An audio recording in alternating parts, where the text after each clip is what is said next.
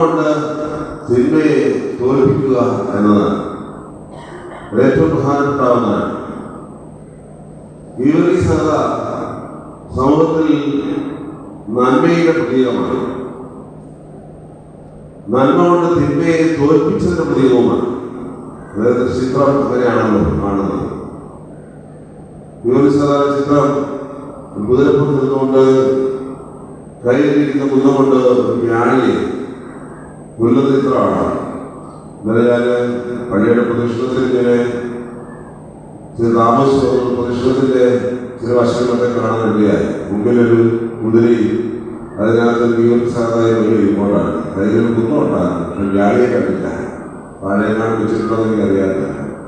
ഞാൻ നോക്കിയപ്പോഴ് ജീവനുള്ള സാധാരണ കഴിയുന്നത് കുതിരയും ജീവനുള്ളതായിരുന്നു, കുന്തവും ജീവനുള്ളതായിരുന്നു. വ്യാഴി കണ്ടില്ല. വ്യാഴി വെച്ച് കഴിഞ്ഞാൽ ചിലപ്പോൾ സാധാരണ കിട്ടുമെന്നുള്ള പേടിയോടായിരിക്കും അത് വെക്കാതെ നിന്നതായിരുന്നു.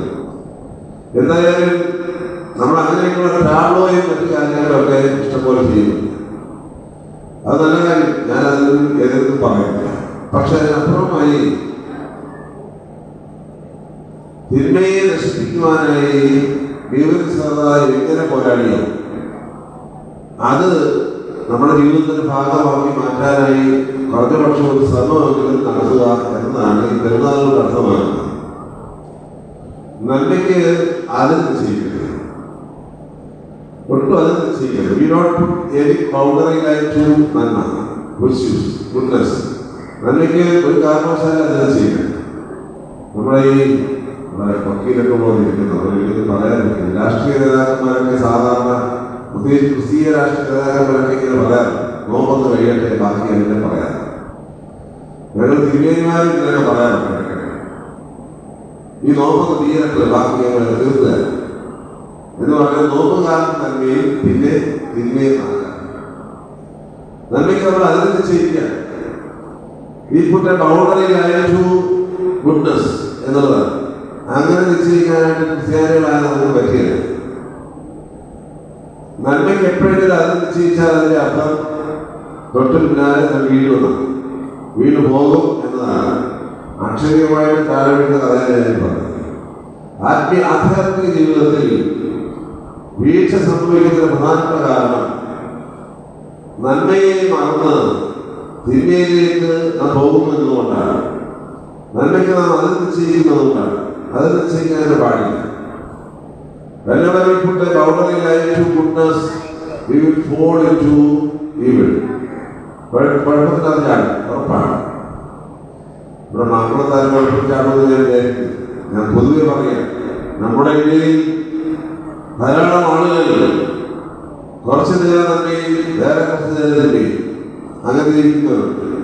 അതിനകത്തൊക്കെ ആയിരിക്കും നമ്മളെല്ലാവരും, ഞാൻ എപ്പോഴുള്ളവർ ഏകദേശം അതൊക്കെ നമ്മളെ എപ്പോഴും തിരിഞ്ഞതല്ല. പക്ഷെ ഇടയ്ക്കിടയ്ക്ക് എന്താ തിരിഞ്ഞു പ്രഭാഷ ചെയ്യത്തില്ല. എൻ്റെ കാര്യമാണ് പ്രഭാഷത്തെ മുഖത്തോട് കുറിച്ചിരിക്കുന്നത്. അതുകൊണ്ടാണ് ഇടയ്ക്കിടയ്ക്ക് നന്മയും ഇടയ്ക്കിടയ്ക്ക് തിരികെയും ചെയ്യുന്ന ആളുകളാണ്. അത് പാടില്ല എന്ന് വളരെ ശക്തമായി സഹത നമ്മെ ഓർപ്പെടുത്തുകയാണ്. ചെയ്യാൻ പാടില്ല. You are called. നിങ്ങളുടെ വിളി എന്തായെന്ന് ചോദിച്ചു കഴിഞ്ഞാൽ നന്മയ്ക്ക് വേണ്ടി മാത്രമുള്ളതാണ്. ഞാൻ നിങ്ങളൊക്കെ വിളിക്കപ്പെട്ടിരിക്കുന്നത് നന്മ ചെയ്യാൻ വേണ്ടി മാത്രമാണ്. തിന്മ ചെയ്യാനായിട്ട് നമുക്ക് അനുവാദമില്ല. സഹത എന്ന് ക്രിസ്തുവിനെ തന്റെ രക്ഷിതാവായി സ്വീകരിച്ചുവോ എന്ന് പറഞ്ഞാൽ ക്രിസ്തുവിനെ മനസ്സിലാക്കി സ്വീകരിച്ചു. അതാണ് അന്ന് മുതൽ നന്മയല്ലാതെ ഒന്നും അദ്ദേഹത്തിന്റെ ജീവിതത്തിൽ വന്നിട്ടില്ല. അത് വളരെ പ്രധാനപ്പെട്ട ഒരു കാര്യമാണ്. ഈ കുന്തം കൊണ്ട് വയാളിയെ കുത്തുന്നത് അവരുടെ നാം ഒരു കുന്തമെടുത്ത് കുത്താനല്ല ഇവിടെ അർത്ഥമാണ്. വിനയം. നമ്മുടെ മുൻഭാഗം വരുന്ന തിന്മകളെ വളരെ ശക്തമായി കാറ്റ് ചെയ്ത് കൊണ്ടുപോകാനുള്ള, തിരുത്തി കൊണ്ടുപോകാനുള്ള വളരെ വലിയ ഉത്തരവാദിത്വം നമുക്കുണ്ട്. ഈ അടുത്ത സമയം എന്ന് പറഞ്ഞാൽ പേപ്പർ, അതിനാണ് പത്രങ്ങൾ തുറന്നു നോക്കിയാലും മാധ്യമങ്ങൾ തുറന്നു നോക്കിയാലും വളരെ വിചിത്രങ്ങളായ ചിത്രങ്ങളും അതുപോലെ തന്നെ വാർത്തകളൊക്കെയാണ്. മകന് അമ്മയെ കൊന്നു. മകൾ ഒളിച്ചോടിപ്പോയി. ദുരഭിമാനപ്പെട്ട അവളുടെ അമ്മായിയപ്പനോടെ കൊന്നു. കൈക്കൂലി വാങ്ങിച്ച വലിയ ഉദ്യോഗസ്ഥരുടെ ചിത്രങ്ങൾ, കുഞ്ഞുങ്ങളോടൊപ്പം ഛർദ്ദിക്കുമ്പോൾ തന്നെ പോലീസ് പിടിച്ചോണ്ട് പോകുന്ന ചിത്രങ്ങൾ, ഇതൊക്കെ ഇങ്ങനെ കണ്ടുകൊണ്ടിരിക്കുകയാണ് എല്ലാ ദിവസവും. ഈ ചിത്രങ്ങൾ ഇങ്ങനെ പുറത്തുവിട്ട് എല്ലാവരും വിചാരിക്കുന്നത് ഇതൊക്കെയാണ് ശരിയായ കാര്യങ്ങൾ, ഇതൊക്കെയാണ് ശരിയായ കാര്യം. അതുകൊണ്ട് എനിക്ക് പറയാനുള്ളത്, നമുക്ക് അല്പം തിരുത്തല് ഈ വാർത്തകൾ കൊടുക്കുന്നതിനകത്ത് ആവശ്യമില്ല. ഇതൊന്നും വാർത്തയാക്കരുത്. ഇതൊക്കെ വാർത്തയാക്കിയാൽ സമൂഹം നശിച്ചു പോകും. അതാണ് മാധ്യമങ്ങൾ പ്രത്യേകമായി ശ്രദ്ധിക്കണം. ഇത് ഓൺലൈനിലേക്ക് പോകുന്ന അടുത്ത എല്ലാ വാർത്തയിലാണ്. മാധ്യമങ്ങൾ പ്രത്യേകം ശ്രദ്ധിക്കണം. തിന്മകളെ എടുത്തു കാട്ടരുത്. തിന്മകളെ എടുത്തു കാട്ടിക്കഴിഞ്ഞാൽ സമൂഹം അത് പരിശോധിക്കുന്ന ഒരു കാലഘട്ടമാണ്. എന്നപ്പോൾ ഞാൻ ചെയ്തു നോക്കാത്തത്. പഴയകാലത്ത് വീട് അടച്ചിട്ടേ നമ്മൾ ഉറങ്ങുമായിരുന്നു. ഇപ്പൊ പലർക്കും വീട് തുറന്നിട്ടാവുന്നതാണ്. കാരണം എപ്പം കത്തി എടുത്തോണ്ട് വന്നാലും ഓടി രക്ഷപ്പെടണമല്ലോ. കുറ്റിയെടുക്കാതെ നേരം സമയം പോകും. അതുകൊണ്ട് വീടിന്റെ കുറ്റിയെടുക്കാനുള്ള നേരം പോലും ഇല്ലാത്ത രീതിയിൽ ഇറങ്ങി ഓടാത്തക്കുള്ള സജ്ജീകരണത്തിലൂടെയാണ് മാതാപിതാക്കളുടെ ഭവനങ്ങളിൽ ഉറങ്ങുന്നത് എന്ന ഒരു യാഥാർത്ഥ്യം കൊണ്ട് ആരാണ് കുഴപ്പക്കാർ? നമ്മൾ തന്നെയാണ്, വേറെ ആരും നമ്മൾ തന്നെയാണ് കുഴപ്പക്കാർ. അതുകൊണ്ടാണ് ഞാൻ പറഞ്ഞത്, ഇനി വാർത്തകളൊക്കെ വേണ്ടതെന്നു അറിയാമോ? ഒരു വീട്ടിൽ അപ്പനും അമ്മയും മക്കളും കൂടെ ഒരുമിച്ചിരുന്ന് പ്രാർത്ഥിക്കുന്ന ഒരു ചിത്രം എടുത്ത് വാർത്തയാക്കി വെക്കണം. അത് 10 പേർക്കൊരു മാതൃകയായി. ഒരു വീട്ടിൽ ഒരു അപ്പനും അമ്മയും മക്കളും കൂടെ ഒരുമിച്ച് സന്ധ്യയ്ക്ക് പ്രാർത്ഥിക്കുന്ന ഒരു ചിത്രം എടുത്ത് എന്ത് ചെയ്യണം? വാർത്തയാക്കണം. കാരണം അതാണ് ഇപ്പൊ ഇല്ലാത്ത കാര്യമല്ല. പഴയ കാലത്ത് ഉണ്ടായിരുന്നത് ഇപ്പൊ ഇല്ലാത്തതാണ്. അതിനെ വാർത്തയാക്കണം. അതിനെ വാർത്തയാക്കിയാൽ ചിലപ്പോൾ 10 പേര് അത് കണ്ട് ഒന്ന് അനുകരിച്ചിട്ട് വരും. സിസ്റ്റർ തിരുവനന്തപുരത്ത് പറഞ്ഞു, ഞാനീ പറഞ്ഞത് അത് വാർത്തയാക്കി. വളരെ പ്രധാനപ്പെട്ട കാര്യമാണ്. നന്മകളെ വാർത്തയാക്കണം. തിന്മകളെ വാർത്തയാക്കാൻ ശ്രമിക്കരുത്. തിന്മകളെ വാർത്തയാക്കാൻ ശ്രമിച്ചു കഴിഞ്ഞാൽ അത് അപകടത്തിലേക്ക് പോവുകയാണ്. വീണ്ടും അപകടത്തിലേക്ക് പോവുകയാണ്. തിന്മകളെ അതാത് സ്ഥലത്ത് അതാത് നേരത്ത് കറക്റ്റ് ചെയ്തുകൊണ്ട് പോകണം. എന്നാൽ അതിന് വലിയ വാർത്തയാക്കി കഴിഞ്ഞാൽ സമൂഹം നശീകരണത്തിലേക്ക് പോവുകയാണ്. കുടുംബ ശുദ്ധീകരണങ്ങൾ ഉണ്ടാകുന്നതിന് പ്രധാനപ്പെട്ട കാരണം ഇതൊക്കെ തന്നെയാണ്. കാരണം തിന്മ ഇപ്പോൾ ഒരു ഭാഷയായി മാറുകയാണ്. തിന്മ ഭാഷ, നന്മ അബ്നോർമലാണ്. നന്മ അബ്നോർമലാണ്.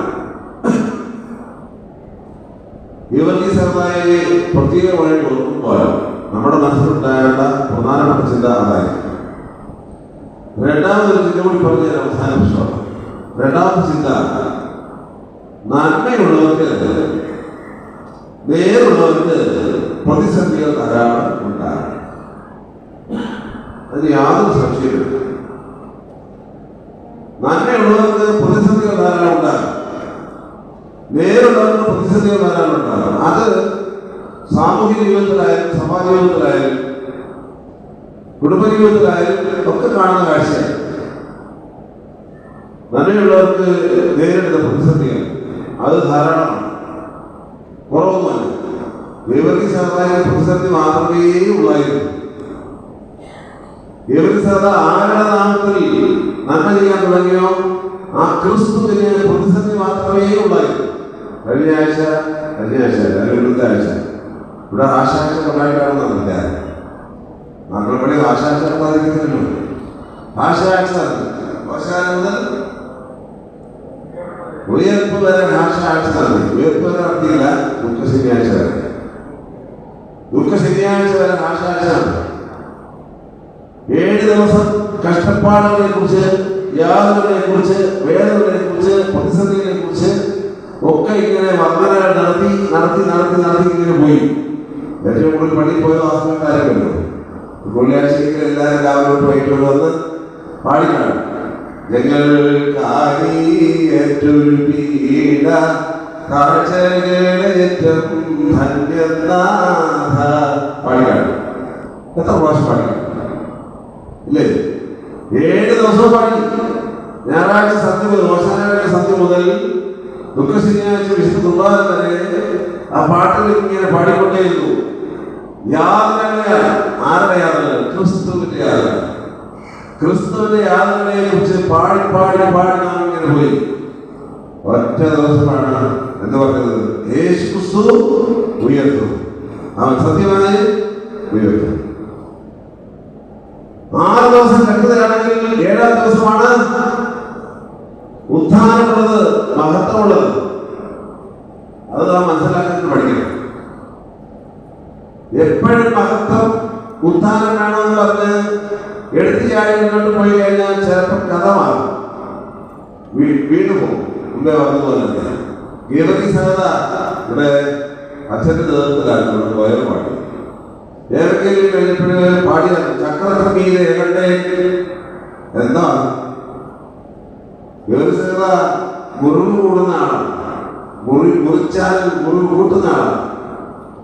അദ്ദേഹത്തിന് ചരിത്രം പറയുന്നത് ഇഷ്ടം പോലെ അടികിട്ടിയാണ്, ഇഷ്ടം പോലെ കുത്തിരിപ്പിയാണ്.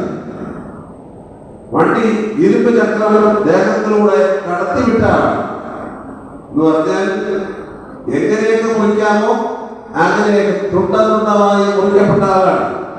പക്ഷേ അതെല്ലാം മുറിവ് കൊണ്ടുവരുന്നത് എന്ന് പറഞ്ഞാൽ എത്ര മുറിവ് വന്നാലും നന്മയാണ് വരുന്നത് എന്ന് ഉറക്കെ പ്രഖ്യാപിക്കുവാനായിട്ട് കഴിഞ്ഞ ഒരാളാണ്. അതുകൊണ്ടാണ് അദ്ദേഹത്തിന്റെ ജീവിതത്തിന്റെ അവസാനം ദൈവം അദ്ദേഹം കൂടി, കർത്താവ് അദ്ദേഹം കൂടി ഒരു തീരുമാനത്തിൽ ഇത്രയും മനസ്സ് എന്ന്. ആ സമയത്താണ് രക്തസാക്ഷിയായി ദൈവസന്നിധിയിലേക്ക് മാറ്റപ്പെടുന്നത്.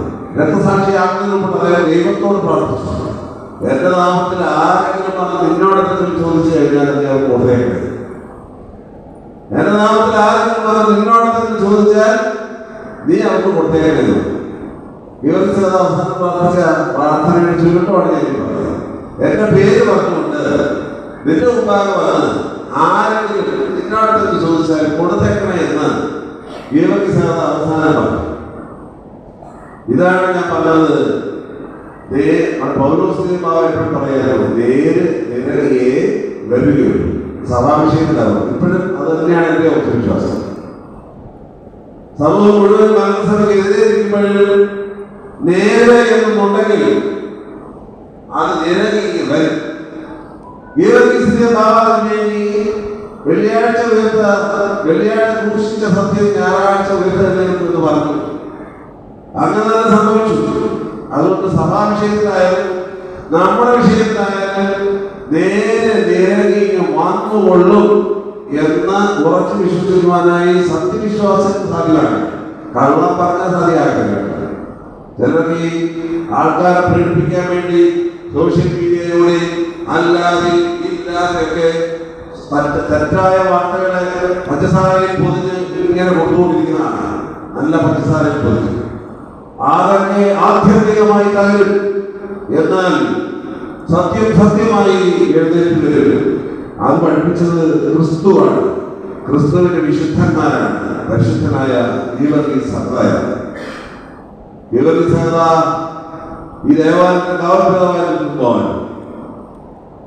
അദ്ദേഹത്തെ പോലെ ദൈവസന്നിധിയിൽ ശക്തിയോടെ നന്മ ചെയ്യുന്നത്, തിന്മയ്ക്കെതിരെ പോരാടി കഷ്ടതയും പ്രയാസം വന്നാലും സ്നേഹവാക്യം പറഞ്ഞതുപോലെ ക്രിസ്തുവിന്റെ സ്നേഹം എന്നെ നിർബന്ധിക്കുന്നു എന്ന ബോധ്യത്തിൽ ജീവിക്കുവാൻ നമുക്ക് ഇടയാക്കണം. അങ്ങനെ ആരുടെ പ്രാർത്ഥിക്കുന്നു. വിശുദ്ധന്റെ മധ്യസ്ഥത നമുക്ക് എല്ലാവർക്കും കോട്ടയായി.